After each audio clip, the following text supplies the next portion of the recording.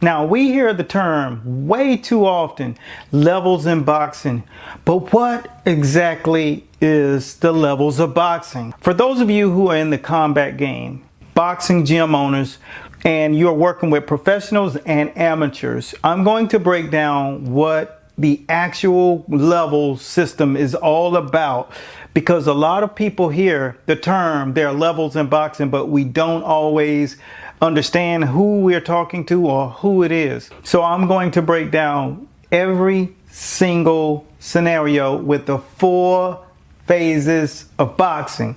And with that being said, you're going to have total clarity about what a level is and how to measure the level that you are right now by following this specific chart that we call the system of measuring.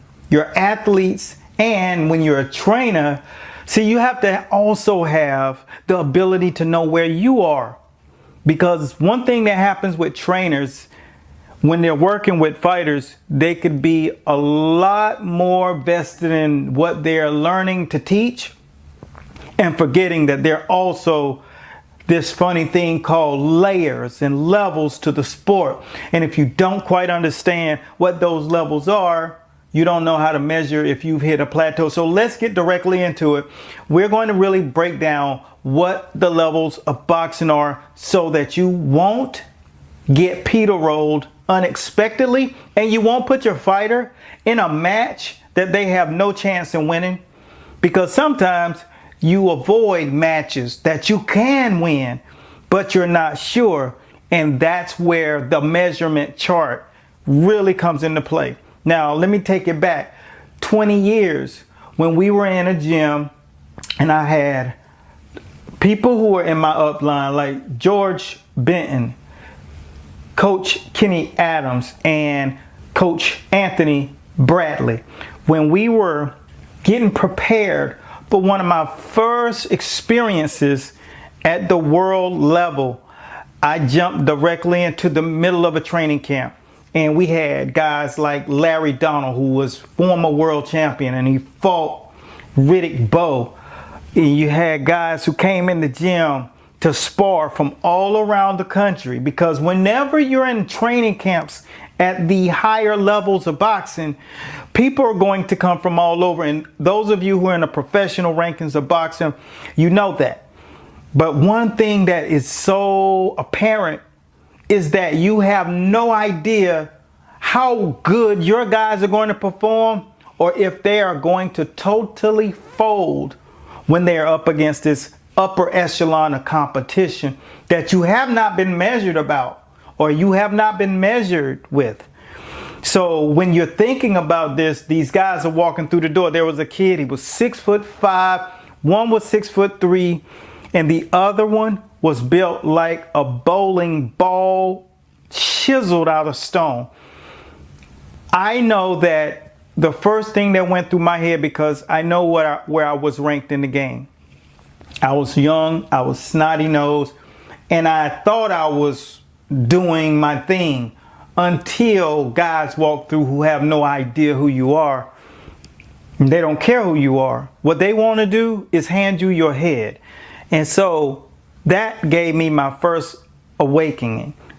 When I woke up next to that ring and I looked at my fighters, and I am under Coach Bradley, and we're learning that there are things that you have to know to grade your fighters on. And I always wondered, how did he really know when to fight someone? So when he chose the people to come into camp, he knew that he had to show his fighters something that they had not seen. So would that set you up to look bad in camp? Don't care, because it doesn't matter how you look in camp. It matters what you look like on fight night. So lo and behold, here are the intricate details of the sport of boxing that you're not aware of when you haven't reached these levels. Level 1. Here's what he looked at and shared with me was important to break down when you're looking at a fighter. First of all, Level 1, you have to understand in the 4 phases of boxing that one of the things that you got to have straight out of the gate is how strong is this guy's stance, right? Now we're taking you from the amateurs all the way to the pros. How strong is this guy's stance? Is he somewhat committed to it? Because if he is, then we're going to make him pay. Now, if he's not committed to it, we're going to suck him out of that position and make him have to be in it. So that's like that thing that Bruce Lee said many years ago, that he said, whatever the fighter is, you conform to it like water.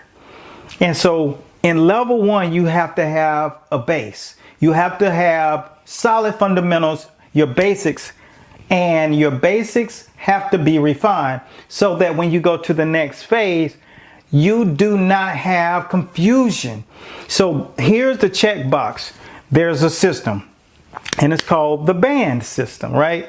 So the first phases of your bands allow you to know and let everyone else know around you, just like the black belt system, is that you're a level 1. So you take that with great pride, and level 1 allows you to get to a place in the ring where, it allows you to be everywhere in the gym except for in the ring, because you're refining your base, and month after month you just focus on your posture, your defense, stance, defense, punch logistics, and knowing how to move left to right. That's your focus. If you master that, you have acquired level 1 with your physical training that you have to do to actually be classified as a level 1 graduate to the next level. So your basic focus, you have to carry that into this next level, because if you don't, this next level gets tricky, because now you're dealing with the advanced level of boxing. And what does that entail? You start doing things in the ring, or you start doing things that prepare you to get inside of the ring. You've gone through boot camp. Now it's time to put on your fatigues, army fatigues. And you're now about to be introduced to the scariest place on earth, the boxing ring. So you learn your advanced skills, your footwork, your advanced counter punch skills. Those different things that every little taste that you got in the phase 1 literally was just wetting your beak. Now it's going to be a little different, because this helps you get out of situations that will come in front of you. So you learn how to masterfully create angles a multitude of ways. And it's not the typical series of training. This series right here, this level, will keep you in it months, for months of entrenched in the grind, mastering the art of ring generalship. Creating space, understanding distance, knowing how to turn the fight by using these skills. All right, so now you're developing skills in sets. It's not just, I know how to throw a jab, how do you stop an uppercut? Things that people ask who truly don't understand that there are levels in boxing. And typically, you're not in the know at all about what it actually entails. This is why when our guys got in the ring, you got an opportunity to see true artistry. I remember Fogel got into the ring and he was doing his movements, and see, our guys traveled around and we got the opportunity to share camps on a multitude of time with guys like Emanuel Stewart. So one of the things that I noticed is that Julius's lateral movement and ability to move his feet and go laterally and literally walk left to right, backs forward, throwing punches backwards and forward, just in sync. And that was like, hold it. And this is when you think you know everything, and then you see something that you haven't seen before in your life. That's why we say the word measuring chart, and the measuring chart is going to be the thing that gets you to a place where you're clear if you know what you're doing, or if you have things to work on, or if you have a fighter that continuously hits plateaus and you have to go to Instagram or YouTube and figure out something to throw at them, but it's not in a system. So you give them that and then you have to take it away because it's just another trick. And we don't want that. What we want to do is to position you to get into the ring with guys who come from all around the country to get the smoke. And you have to have the skills in sets and the understanding of the periodic table of boxing in order to give them that. Because in phase 2, you will really be becoming a true boxer. That's where you become a master boxer with the techniques. So that says, I've mastered techniques. But then, lo and behold, is the next phase of boxing. And what is that? This is phase 3. Right when you think that you've already become a star in the sport of boxing, what happens is you're introduced to what this next thing is. And this is called the styles of boxing. Because the only thing you've been introduced to as of yet is skills. Now you have to learn styles of boxing. And when you get into the styles of boxing, what you're learning is how to break all the rules that you learn. Hands up high, turn your punch over, don't square your feet up. Now you're learning things like the peekaboo. Why? Because you have to learn how to create pressure to burst pipes when the opportunity arises. Squared up so that you can get the full intention or the tension to the torso, which it takes 6 weeks just to break your torso down to the next compound. Once you're able to do that, now you have to go once again against the rules, and then you have to go into the shell. One arm down.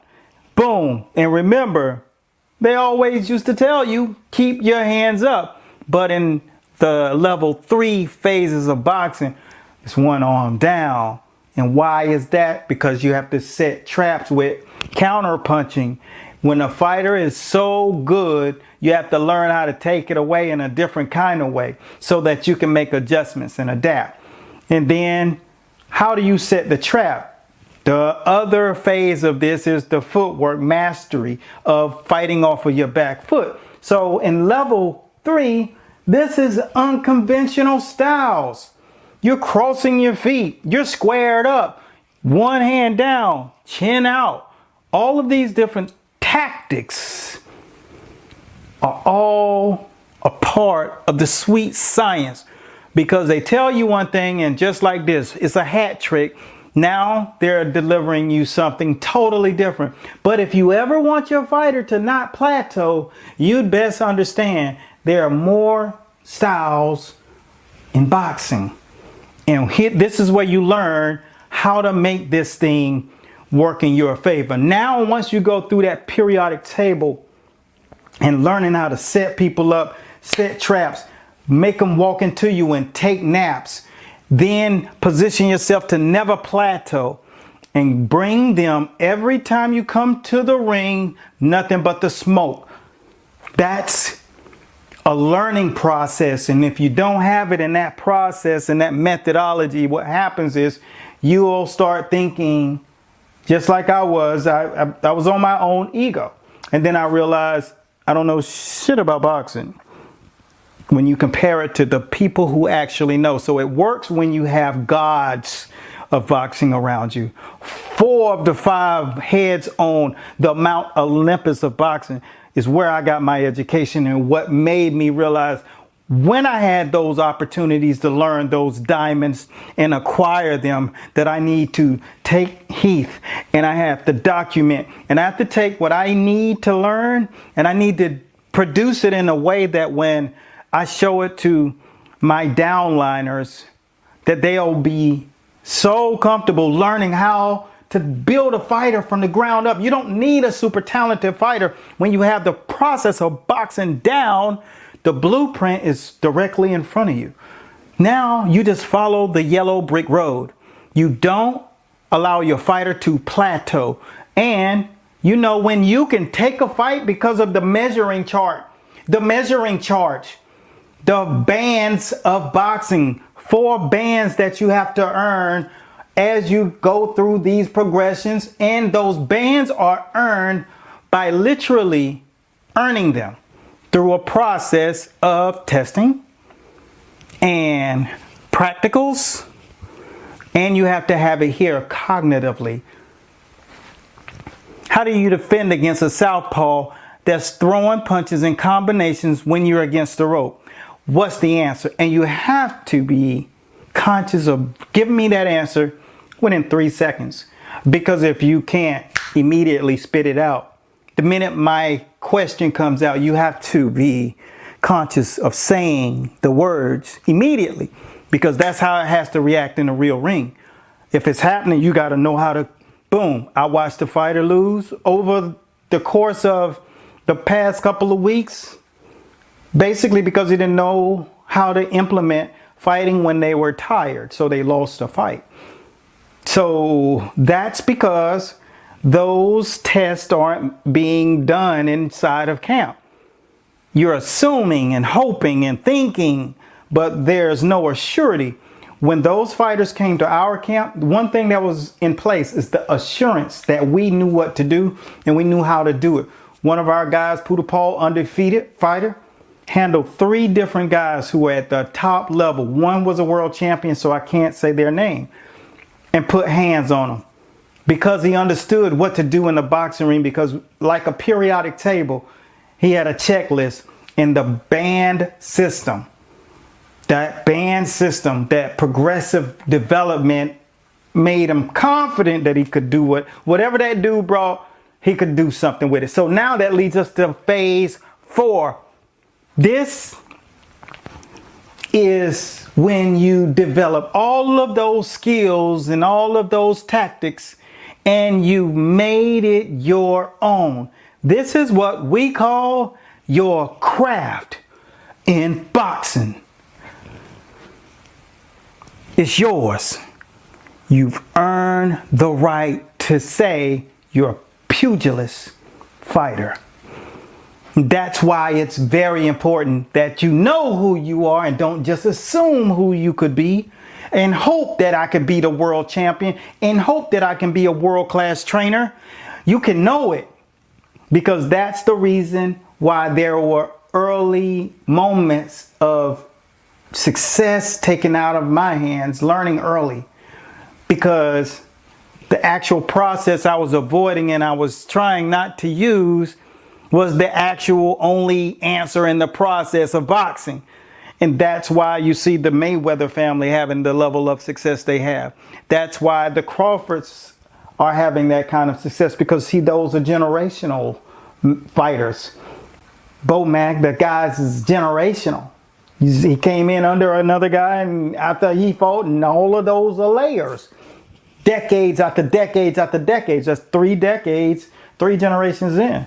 We're 5 generations in, and see, you have to realize how important that is. And I don't want to see you guys coaching and hoping because you're putting so much energy into it that, oh, I got it. I got it. No, you don't, because this guy here has a lineage, and they understand when you're coming in there and you're fighting off your back foot too much, or you're leaning too hard on your front foot. All these little things that are apparent to people who've been textbooked and they follow a process. So the system in which you progress is important. And there are 3 things that you truly need to pay attention to when you're building a fight brand. Because we build fight brands based on wins. Number 1. Because that's what people pay attention to. And you know what else? People pay attention to people who have that special thing. So we are attention brokers, period. We know how to make sure that our fighters are getting attention. We were getting attention for fighters who hadn't even gotten into the ring at the turn of the social media era. putting the lights on them, getting the millions of eyes. And that's what's important to promotional companies and sponsors. A lot of you guys are looking for sponsorship. Well, you gotta have attention on you in order for someone to say, hey, we gotta roll with them. Look at that number, those numbers. You get what I'm saying? So we gotta get you guys attention. And the attention is what's going to get you over that next line. Now, when you talk about the last thing, we got to optimize this thing so that it multiplies. The amount of people that really fall in love with you, you attract them. We got to make sure that you are an attraction. You draw people to you. That's why they understand that you are a fight brand. You're just not a typical person. So all of this morphs into having that process, having that system, understanding the levels of boxing. And what we're going to do is give you guys the actual grading system that you can use, and so you can understand the 4 phases of boxing and not being a soundbite. Because I know a lot of you coaches have heard the buzzword and starting to use it, but you don't know what goes behind it. The 30 books that have been written based on it that you need to get in your head so your fighters don't plateau, so that you know when and when not to take fights, and so that you understand how to get your fighter in the top 10, top 5, top 1, and then reign. I know this because I've been in over 40 of those things when it comes down to having straps and acquiring field and packed arenas. I've broken records for the ability to promote fighters. I've broken all kinds of things, including my mind, trying to have something that I could pass down as a legacy piece that you can use for your legacy piece, so it's buttoned up. So if you want your legacy buttoned up and you want to reach that highest level and you want to understand what it takes so you don't mess this thing up, you can keep your fighter going up the trail, then the grading system is the most important part. The 4 phases of boxing, how you go up from one level to the next, to the next. And if you don't have that progression, what you're doing is you're literally guessing. Let's not guess. All I want you guys to do is understand that we want to give you the opportunity to not mess that up, because those fighters depend on you, and you should depend on your learning to get them through, so there's no confusion. If you don't want to be confused about how to put your fighter in the best position, if you don't want to ever get to a place where you plateau, if you want to guarantee your success in boxing, literally type school. That's all you got to do. And it's our gift to you, because we have to make sure that boxing is in a good place, because there's no better time to be in the boxing game than now. Aspiring trainers, are you ready to embark on a journey that could transform your passion for boxing into a professional powerhouse? Imagine stepping into a world where your love for the sport isn't just a hobby but a thriving career. Ready to make that leap? Welcome to the School of Boxing, TSOB, where we mold trainers into champions. Let's dive into some of our most inspiring success stories, starting with 𝗑𝗍𝗄.